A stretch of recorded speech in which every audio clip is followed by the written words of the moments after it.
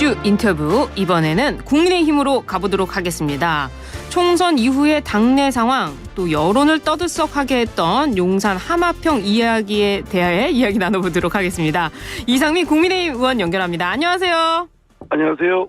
안녕하십니까. 선거 치르느라 고생이 많으셨을 것 같아요. 예, 선거를 치르는데 고생이 많은 것보다는 결과가 안 좋아서 네, 마음이 쓰리죠. 정말 아쉬우실 것 같아요. 씁니다. 네, 씁니다. 전해드리는 저도 마음이 아프네요. 네. 예, 괜찮습니다. 괜찮으시군요. 알겠습니다. 본론으로 들어가서요. 윤석열 대통령이 국무회의 모두 발언을 통해서 총선 이후 첫 공식 입장을 냈습니다. 의원님께서는 윤 대통령이 직접 국민 앞에 무릎을 꿇어야 한다, 이렇게 말씀도 하셨는데요. 그런 장면을 볼 수가 없었습니다. 좀 어떻게 평가를 해야 될까요?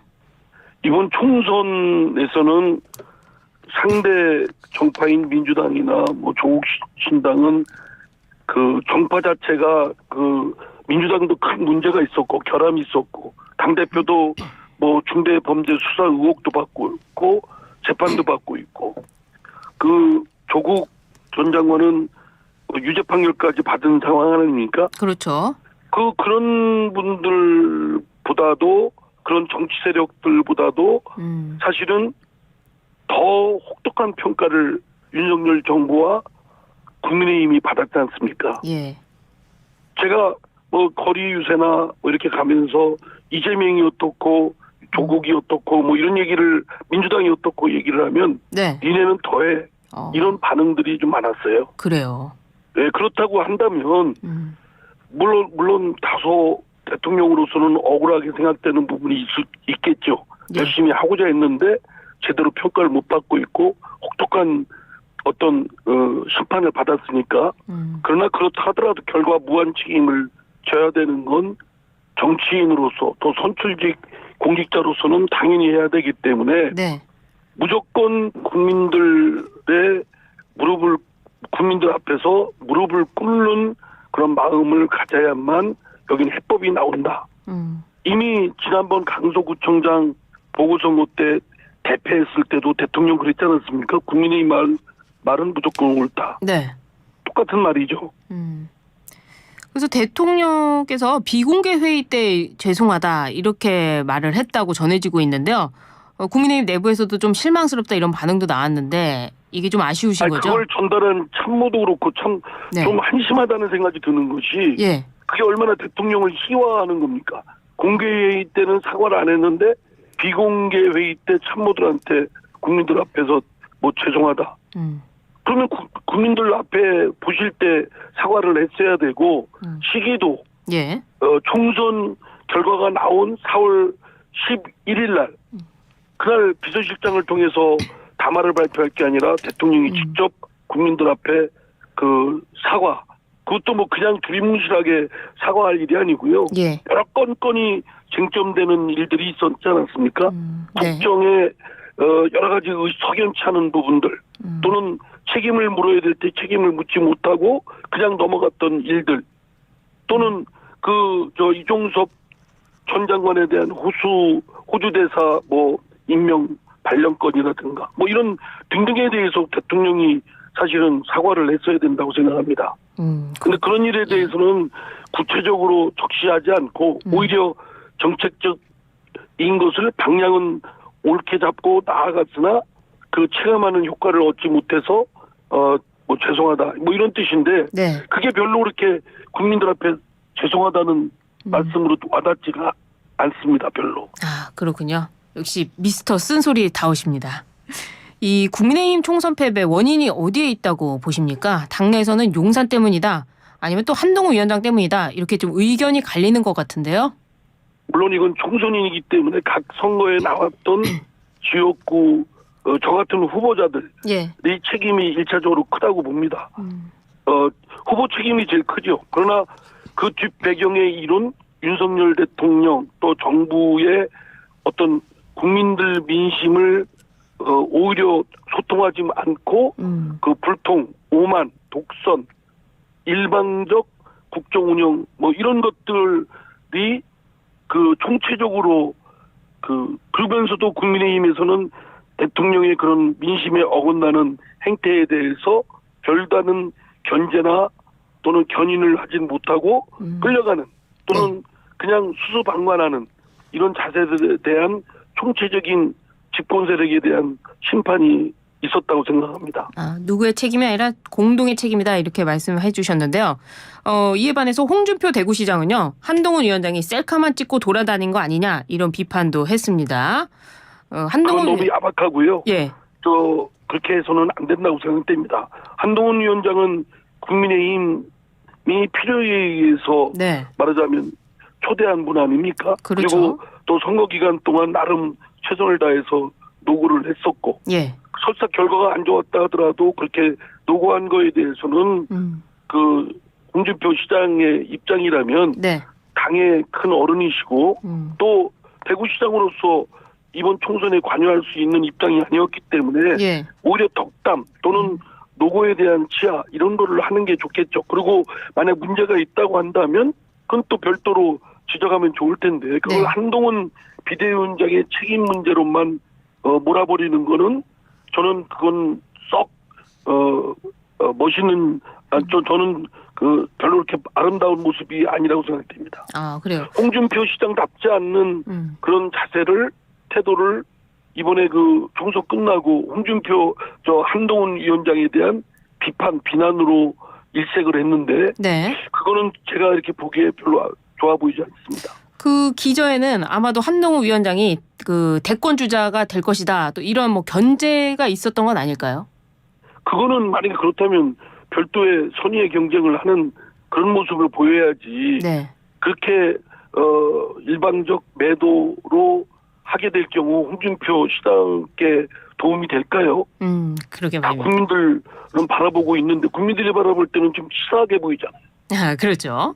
또 당에서는요. 한동훈 위원장에 대해서 또 굉장히 지지가 많아요. 그래서 국회 앞에 화환도 많이 있다고 하는데요. 조기 등판 가능성도 있는 겁니까? 한동훈 위원장이요? 한동훈 위원장은 이번 총선 결과에 대한 그 총체적인 결과 책임을 지고 사퇴했습니다. 비대위원장을. 네. 그런데 다시 후임 지도부를 구성하는 지도부에 나선다고 하면 뭔가 자연스럽지가 않지 않습니까? 그러네요. 이재명 민주당 대표가 그렇게 했지 않습니까? 네. 그러면서도 이재명 대표가 계속 비난을 받는 또 그 리더십의 정당성에 그 의문점을 자꾸 자초하는 원인이 그런 데서 비롯되는 것이었거든요. 예. 한동훈 위원장은 그런 지혜롭지 않은 행동을 할 것으로 생각되지 않습니다. 책임질 때 책임을 져야 된다 이런 말씀이시네요. 그렇습니다. 그게 본인한테도 좋고 또 다 정치 문화의 개선을 위해서도 당연히 그래야 되지 않겠습니까? 그러게 말입니다. 이번엔 용산으로 좀 시선을 돌려보도록 하겠습니다. 대통령이 어떤 모습을 보여야 할까요? 이제는요? 지금 아까 제가 말씀드리기를 국민 앞에 무릎을 꿇어야 된다고 말씀드렸습니다. 네. 국민 앞에 무릎을 꿇어야 된다는 얘기고요. 이재명 대표나 민주당한테 반대파한테 무릎 꿇으라는 얘기가 아니거든요. 선출직 공직자는 주권자인 또 권한을 위임한 국민 앞에 늘 무릎을 꿇는 자세가 되어 있어야 됩니다. 네. 그건 대통령도 그렇고 국회의원도 그렇고 시도지사도 마찬가지죠. 그런데 자꾸 대통령이 일방 방향을 정하고 공직자들 또 국정원 이렇게 따라와야 된다. 국민들이 다 그렇게 따라와야 된다. 이렇게 생각하면 예. 국민들은 오늘날 대중민주주의 국가에서는 그 방향이 옳다고 하더라도 네. 국민들은 반감을 갖게 됩니다. 괜히 떠밀려서 또는 국민의 강요의 압박에 의해서 하게 되면 주체성을 가진 국민들은 그거를 수용을 안 합니다. 그런 측면에서 네.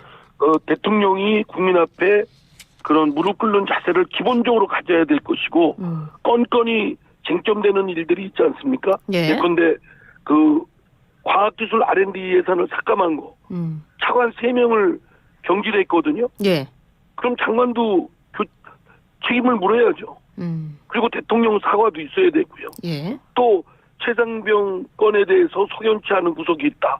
이거는 그렇다고 한다면 그 석연치 않은 구석을 명명백백하게 밝혀서 책임이 있다면 책임 있는 자에게 책임을 묻도록 하기 위해서 절차를 밟아야죠. 네. 그거는 특검이든 뭐든 필요한 거는 해야 되겠죠. 물론 야당이 제시한 특검 안에는 여러 가지 문제된 조항이 있으니까 예. 그를 수정 보완해서 그런 걸 해야 될 것이고요. 또 김건희 여사의 백 사건의 경우도 예. 대통령이 사과를 안 했지 않습니까? 사과를 해야죠. 예. 물론 그게 비열하게 그 몰래카메라 뭐 등등에 의해서 유인한 그 사람이 아주 나쁜 사람이고 예. 비열한 건 틀림없지만 어쨌든 그런 사람으로부터 백이 주고받고 오고 가고 하는 것만은 또 사실 아닙니까? 예. 앞으로 이런 거에 대한 사과와 함께 이런 일이 발생하지 않고 특히 김건희 여사에 대한 인사 문제나 정무에 관여가 없도록 하겠다. 예방책을 제시를 대통령이 해야 되겠죠. 이런 것들은 예. 그냥 지나갔다고 해서 유야무야 되는 게 아니라 국민들 머릿속에는 해결이 안 되고 대통령이 회피하고 있구나, 피하고 있구나. 이렇게 생각을 하고 나중에는 반드시 이에 대한 책임을 묻습니다. 그러기보다는 예. 오히려 선제적으로 대통령이 석연치 않은 건 명명백백하게 책임을 물어야 될 건 빨리 네. 이렇게 좀 그리고 인사 문제도 질질 끌지 말고 뭐 대통령 비서실장이나 또는 총리 문제도 인선 문제도 예. 이것도 빨리빨리 주위에 시야를 넓게 해서 빨리 추천하고 인선을 해야죠.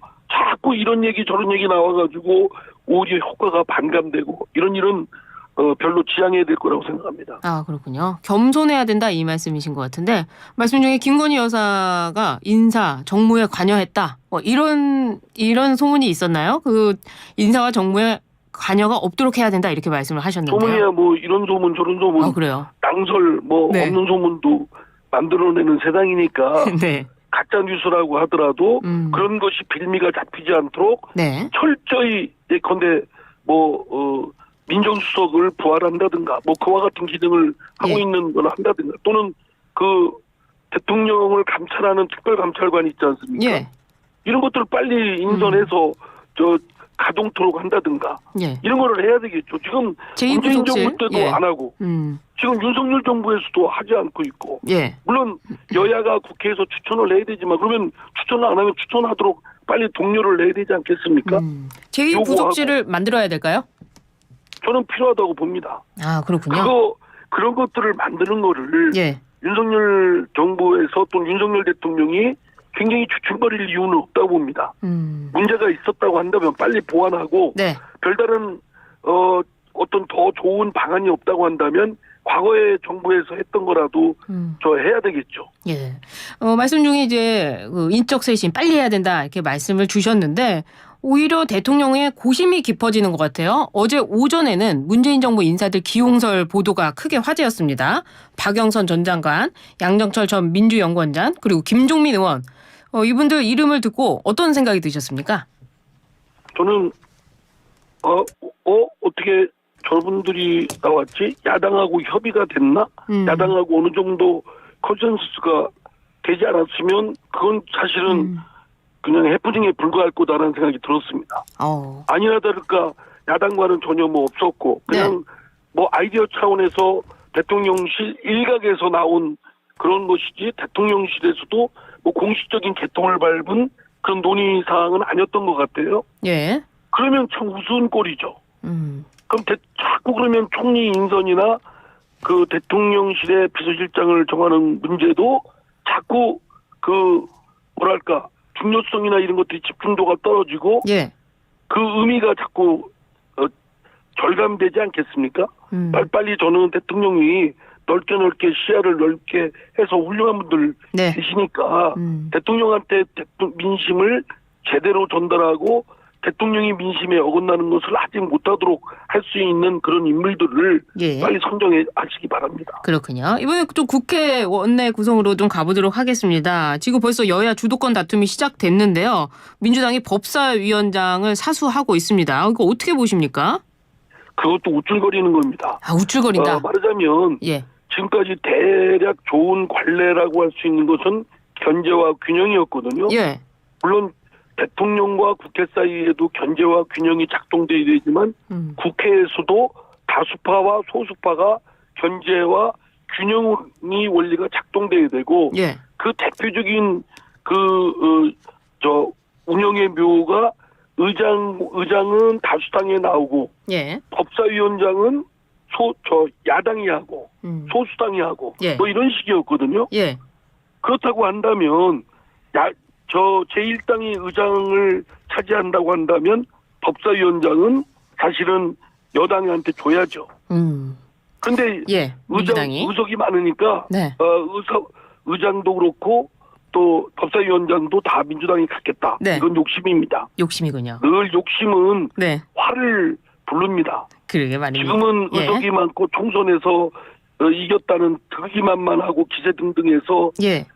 힘자랑하고 싶은 충동을 느낄지 모르지만 결국 그런 것들이 패가망신의 길로 접어드는 것은 뭐 상대방의 수도 받고 본인들도 그랬고 예. 뭐 역사적으로도 다 드러난 일들 아닙니까? 예. 그렇습니다. 추모하고 싶습니다. 네.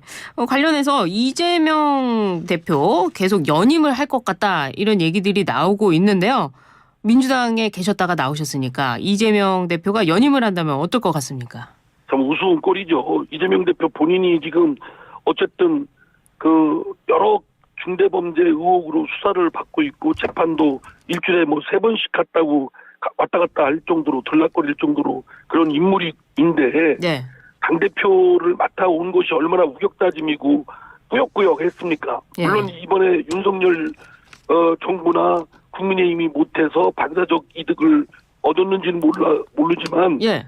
여전히 그걸 가지고 자신을 면죄부를 받았다라고 착각하면 큰 오산이라고 생각합니다.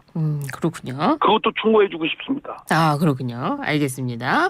이번에는 좀 국민의힘 내부로 들어가 보도록 하겠습니다. 이번에 이제 비대위를 운영을 해야 되는데요. 윤재욱 원내대표가 비대위로 유력하게 거론이 되고 있습니다. 어떻게 보십니까? 이번에 비대위는 이제 새로운 지도부를 뽑기 위한 네. 전당대회를 하기까지 그를 관리하는 비대위 아니겠습니까? 그렇죠. 그래서 이제 아마 새로 원내대표를 뽑고 또 그 사람으로 하여금 대행 체제를 하고 뭐 이런 데에 시간적 절차적 좀 어려움이 뭐 있는 것 같습니다. 제가 보기엔. 예. 그래서 이제 윤재욱 비대위 체제도 생각하는 모양인데 네. 저는 전당대회를 하는 건 새로운 지도부를 구성하는 것이고 여기에는 상당히 공정성이 담겨야 됩니다. 예. 선거 새로운 지도부를 선발하는 데 있어서 선거 관리를 해야 될 그렇죠. 주무 지도체제이기 때문에 예. 그 공정성을 갖춰야 되는데 자칫 그런 것이 다른 쪽에서는 그렇게 생각하지 않을 수도 있으니까 예. 저는 좀 더 가능하다면 좀 중립적인 인물이 그 비대위 체제에 그 새로운 전당대회를 관리하는 그런 지도체제가 어떨까 싶습니다만 네. 그러나 뭐 형편이 어쩔 수 없으면 윤재옥 그 비대위 체제라도 뭐 감내를 해야 되겠죠. 어쩔 수 없는 것이다. 그거는 뭐 잘 모르겠습니다. 예, 알겠습니다. 마지막으로 22대 국회에 바라는 점이 있으시다면요? 지금 다들 걱정하는 것이 네. 양극단 세력들이 또 야당은 또 선명성 경쟁을 민주당과 조국 신당이 하는 걸 때문에 그 정치가 제대로 작동이 안 되고 큰 파열음만 나서 결단 날 것 같다 이런 걱정들을 국민 대다수가 하고 있습니다. 네. 이런 우려를 생각해서 민주당이든 또는 행정권을 갖고 있는 국민의힘 또 윤석열 대통령이든 힘자랑하는 걸 좀 자중하고 예. 오히려 자제하고 자중하고 상대를 보면서 조금이라도 국민을 편하게 하는 정치를 해주기를 요망합니다. 네. 근데 참 그게 잘 될지 의문입니다. 그러게 말입니다. 대통령도 국민 앞에 무릎을 꿇어야 되고 또 국회도 국민을 바라봐야 된다. 이 말씀이시네요. 오늘 말씀. 단속을 받은 분들이든 소수판 받은 분들이든 네. 정치인들은 다 무릎 꿇어야 됩니다. 그렇군요. 오늘 말씀 여기까지 듣겠습니다. 감사합니다. 감사합니다.